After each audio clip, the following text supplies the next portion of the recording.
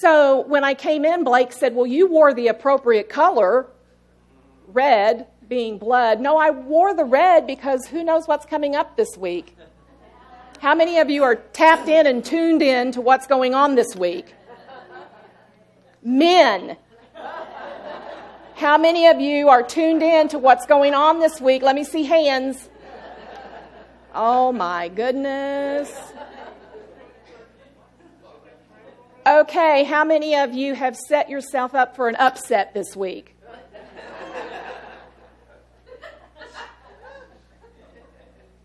A lot of expectations around Valentine's Day. Oh yeah, men, that's what it is, Valentine's Day. Did I forget to mention that? Singles Awareness Day. Oh, how easy you guys have it. Because there's an awful lot of expectations around Valentine's Day. We set ourselves up for things looking like this.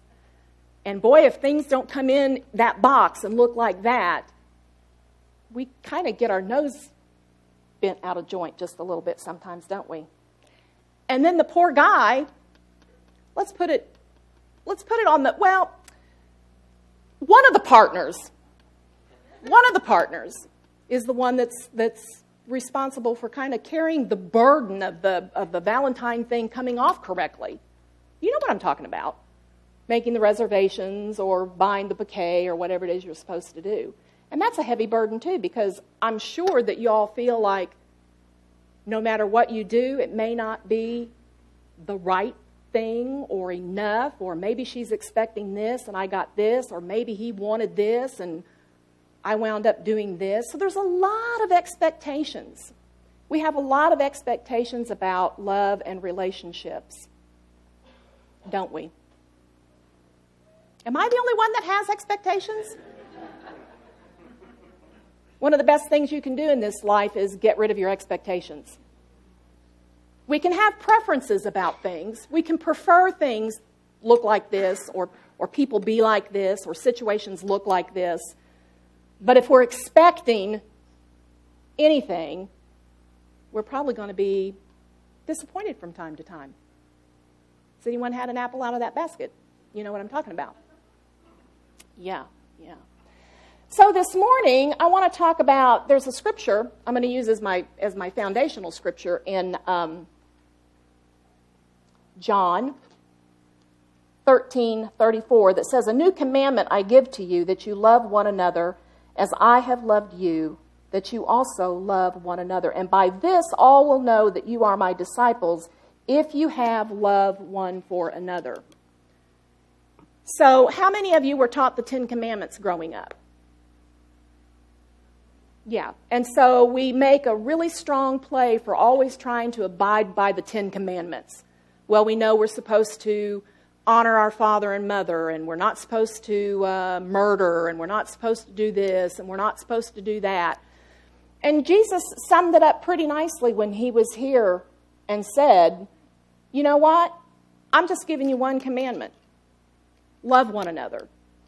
And if you love one another, you will fulfill all of those prior commandments. And it wasn't just the 10 Commandments. They had a multitude of laws and commandments that they had to follow all the time. As a matter of fact, they probably spent 90% of their day just trying to fulfill the commandments and the laws that were laid down. So Jesus made it very simple. He said, love one another. And if you love one another, people will know that you are followers of me, that I am in you and you are in me. So, how do we know what is love and when love is being shown to us, especially in a society where we have so many kinds of love? Foreigners saying, I want to know what love is. Tina Turner said, what's love got to do with it? Right? The Righteous Brothers said, you've lost that loving feeling. And my favorite, Robert Plant, You might as well face it, you're addicted to love. All of our songs are about love, and we have all these ideas about what love is, but what is love? And how do we communicate that to one another? Just how do we do that? Well, the Revealing Word has some pretty powerful words about love that I want to share with you just quickly. Love, the pure essence of being that binds together the whole human family. Of all the attributes of God, love is undoubtedly the most beautiful. In divine mind, love is the power that joins and binds in divine harmony the universe and everything in it, the great harmonizing principle known to man. Divine love is impersonal. It loves for the sake of loving. It's not concerned with what or who it loves, nor with a return of love. Like the sun, its joy is in the shining forth of its nature. Love is an inner quality that sees good everywhere and in everybody.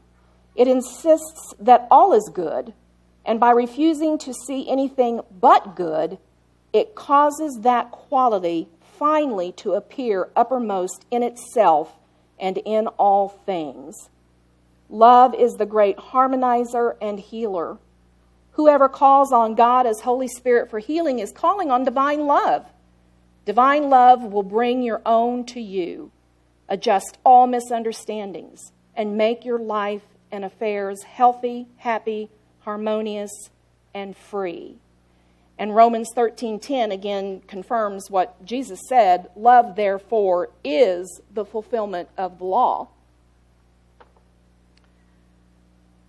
So with all of these myriad ways that we think we have of showing people that we love them, it's important that we understand how other people perceive love. Because if I say I love you 1,000 times in Korean, is there anyone in here that speaks Korean? Good, this is a safe one. If I say 1,000 times I love you in Korean, you are not going to know what I am saying. We're not going to have a communication, an understanding. And it's that way when I communicate love to someone that doesn't understand love in that fashion, doesn't receive love in that way, it's like a miscommunication. And this happens a lot in relationship, in couples, but it also happens in any community that you're in. And let me just speak to our community here. How do we show up in our community right here within these four walls? One of the ways that I hope that we show up is with compassion. With compassion. Unity Church of Greenville is a haven of peace. How can you be a haven of peace if we don't show one another a little compassion? If we don't show one another a little, give each other a little leeway for some of our authenticity. We want people to show up and be authentic, but the moment they are, we go, ugh, that ain't so pretty. Right? So we have to be compassionate with one another. We have to understand that we have people here in our community who have known unity principles for 40 years. They've lived it, breathed it, ate it, drank it, know it inside and out. We also have people that have no idea what unity is yet. It's a new concept to them. They're still dealing with a lot of embedded theology. Anyone have any embedded theology that you're still dealing with? I do. It rears its head from time to time. So we have to cut some slack, and we have to give compassion one to another. In the 12 agreements, the very first agreement, I believe, is don't take anything personally. And the one way that we can show compassion to one another is if we quit taking everything personally. Right? The minute someone looks a certain way or says something, the brain gets to spinning about what story I can make out of it.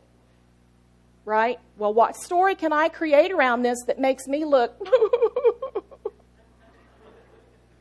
or makes me look better than, or whatever the case may be. So one of the ways we stop that is by being in a space of compassion, where we can put ourselves in another person's shoes for a moment. When James and I were at Unity of Arden, it's now Unity of Blue Ridge, I think. It's changed names several times. But I was invited to come on staff as the youth education director.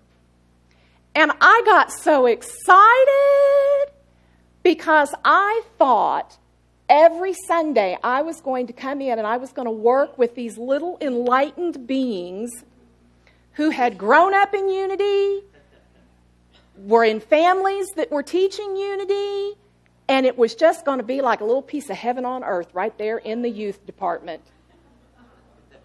That fantasy lasted all of one Sunday. Because those children were coming from all different types of homes. Yes, they were coming from homes where Unity principles were being taught, but they were also coming from homes where there was alcoholism in the home, where there was poverty in the home. So each of us have things going on in our life that we don't know anything about. So it's important to be compassionate with one another. It's important to not get into triangulation. Anyone know what triangulation is? This happens a lot in communities. So I have a problem with Brandon. May not even be anything that Brandon did, but I perceived something. So now I have a problem with Brandon. But I'm not going to talk to Brandon about it. Are you kidding? No, I'm going to go over and talk to Dory about it.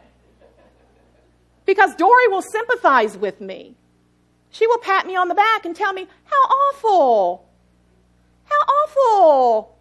Brandon's treating you that way. Would you like me to talk to him? Well, yes, Dory, as a matter of fact, I would. All right. So Dory goes and talks to Brandon and says, I don't know, but I think maybe Leah's got something going on with you. She's upset with you about something or something. But Brandon doesn't come to me and talk to me about it. He just commiserates with Dory. So now poor Dory is hearing it from both ends. But this is never completed until this happens. Until Brandon and I talk to one another. So we have a very simple way of taking care of miscommunications, misunderstandings, batted eyebrows that didn't mean anything, batted eyelashes that didn't mean anything, little upturned smirks, laughing back at the back door and then turning to look at you, and you naturally think it's about you, but it really had nothing to do with you. But we have a wonderful device to take care of all these kinds of things. It's called going to that person and talking to them. And that avoids triangulation. And it's really simple to do. You just say, I had a perception that something happened here. Could you just provide clarity on it for me? Because I don't want anything between us here. It's very simple to do. Very simple to do. Not so easy sometimes, huh? Because most of us don't like the idea of any kind of conflict. But if you are in relationship, which means more than one person in the ship,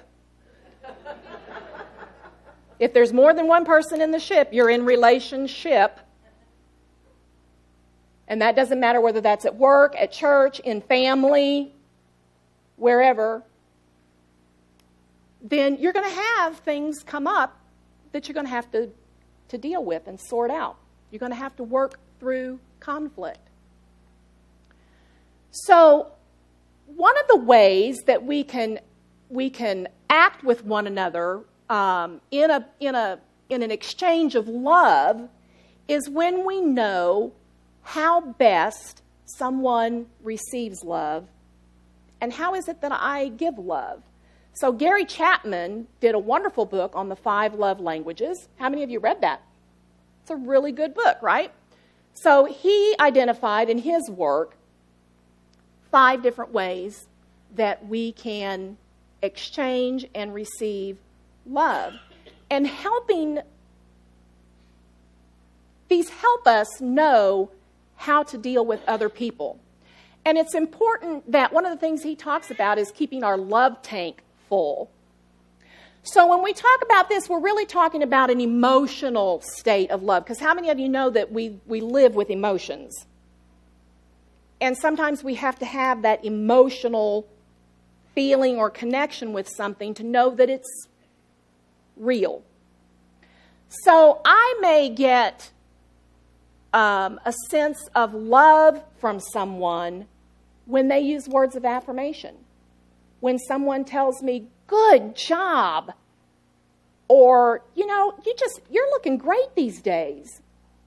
Or, "I overheard a conversation that you were having in dealing with a conflict, and I just want to say how much I admired how you handled that." Those are words of affirmation. And when someone says that to me, it's like, "Oh my gosh, you love me. You really, really like me." What was that, Sally Struthers that said, "You like me. You really, really like me." Sally Fields, excuse me.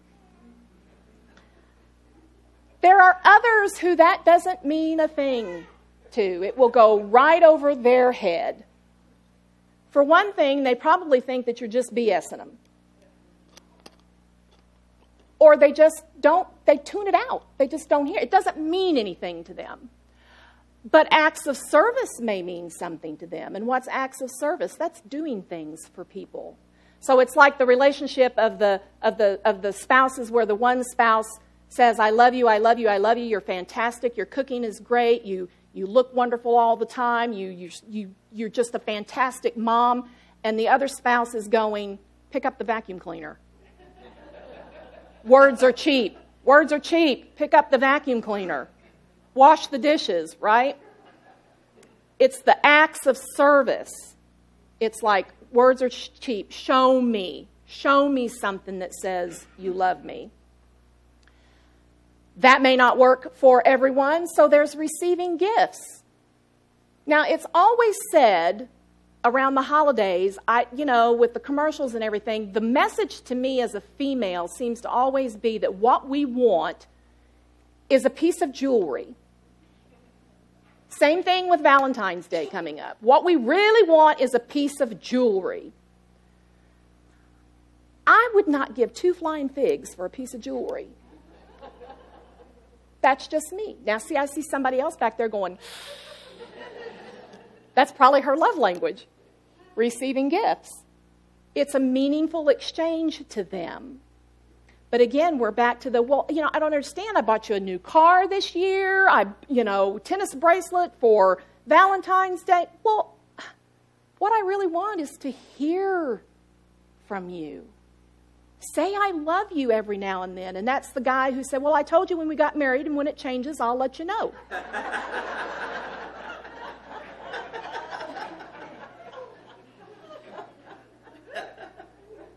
Right? And then there's quality time. Quality time.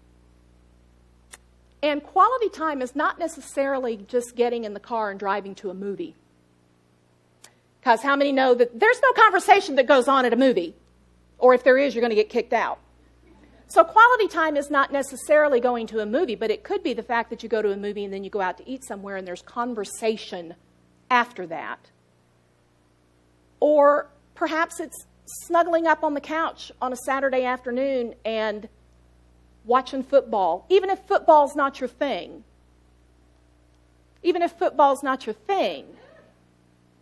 You could engage in that activity for a while if the person that you're with enjoys quality time and it's meaningful to them, right? Our kids, typically, when they're little especially, love quality time. And it's important for them to have that. And then you see, as they move into those teen years, that quality time starts to kind of fall off their radar and other things become more important to them. But please remember that with your kids, always, always keep the quality time piece. It doesn't matter if you see that their love language is starting to develop in wanting the words of affirmation or whatever. Don't drop the quality time. That's important to have with your children as they're growing up. And then the last one is the physical touch. This isn't just the physical touch that happens in a sexual way. It can be. But it's also the person who, when you're talking to, they reach out and they put their hand on your arm. You'll notice as you're interplaying with people that there are some people who, they go in for the hug. They put the hand on the shoulder or they'll pat your hand. They're very much into touching. That's how they show they need that kinesthetic, that touch. And so how do these play together? If I'm in a community of friends and family, which we are here, then I want to pay attention. I want to pay attention to how you're giving love and recognition to other people. What do I notice? Do I notice that Rena seems to give a lot of hugs? I'll bet her love language is physical touch. So when I have an encounter with Rena, if I will pat her hand or if I will hug her or if I will make sure that I have a contact with a shoulder or an arm when I'm talking to her, we're going to have a connection, right? If I talk to Mark and I find out that Mark is telling a lot of people really encouraging words about how fantastic they are, how great they look, whatever the case may be, I'm probably going to pick up on the fact that Mark's into words of affirmation. And so that's what I'm going to want to extend to Mark in order to have that loving connection. So it doesn't come automatically. It means we have to do our homework. We have to pay attention. We have to have an awareness when we're with people. And it also means giving our attention 100% to a person when we're with them. How many times are you with someone but your mind is somewhere else? Or this is a good one. They're telling you something and your mind is already in the rebuttal mode. Well, just as soon as they hush, I know exactly what I'm going to say. You're already formulating the comeback, the rebuttal. It's important to stay present with people. A lot of people are very uncomfortable with intense eye contact. Why is that? Well, there's the saying that the eyes are the windows to the soul. And that's when you look into someone's eyes, there's such a deep connection that some people can't handle that. So you don't have to stare down someone to be present with them. Right? But there is value to giving your full attention to someone, letting them know that I'm present with you. I hear you. I'm with you. That's powerful. Even in those few seconds. It's powerful. So I want to challenge you this week to pay attention to the people that you're in relationship with and see if you can begin to notice what their love language might be. And how many of you think you already know what yours is? Okay, just as a show, how many think yours is the words of affirmation? Yeah, okay. How about acts of service? Wait a minute, let's start this over. Are you paying attention Are you looking around the room? How many of you believe your love language is words of affirmation? Did you get that? Did you see what you need to see? How many of you believe that your love language is acts of service? Okay.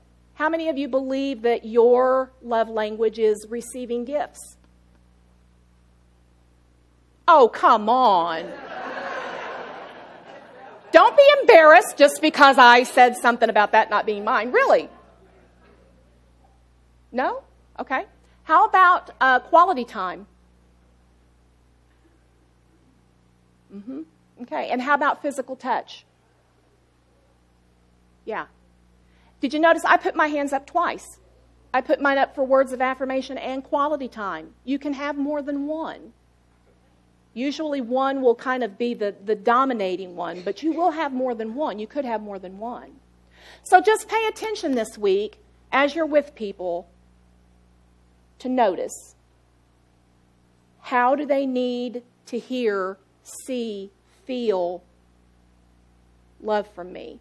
How can I communicate that to them better so that we can have a better relationship and a better exchange of love and keep our love tanks full? Because when our love tanks are full, we feel emotionally connected and loved, we're much more satisfied. And the great beauty of that is that when that happens, it's like now you're in that place where you're vibrating and radiating love, so that's what you start drawing back to yourself. You can't very well start drawing a lot of love to yourself if you don't have any of that to give out. Right? So that's our challenge for this week. So I hope that helps you. I wish all of you a lot of luck this week with Valentine's Day coming up. Please treat one another kindly and with compassion. And let's lower our expectations a little bit about how people need to show up or need to be in order for us to love them, in order for us to show them love. You can keep your preferences, that's fine. That's fine. There's a great, my daughter-in-law has a sign in her dining room that says, "Make America compassionate." We have a wonderful opportunity right now to do our part to make America compassionate.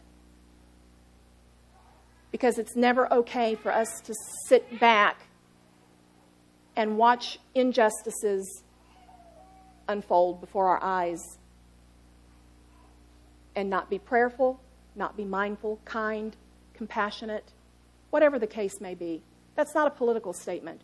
We've always had issues going on in our world that demanded our compassion. Now is no different. No different. So, let's drop into our heart space. Hopefully you're already there. Loving that wonderful baby sound. Just love that wonderful baby sound. And just knowing that this week we do have the opportunity to be present with those in our lives. We're grateful for all the relationships that we have, whether it's mad love, bad love, sad love, crazy love, whatever it is. We're grateful for it all because it's that helps us learn and grow. So we thank you, God. We thank you for all of it. Thank you for the love that you are, that we are, and that we feel one with the other. And so be it. Okay, our band is going to come, and Blake's going to do a wonderful song this morning that reminds us that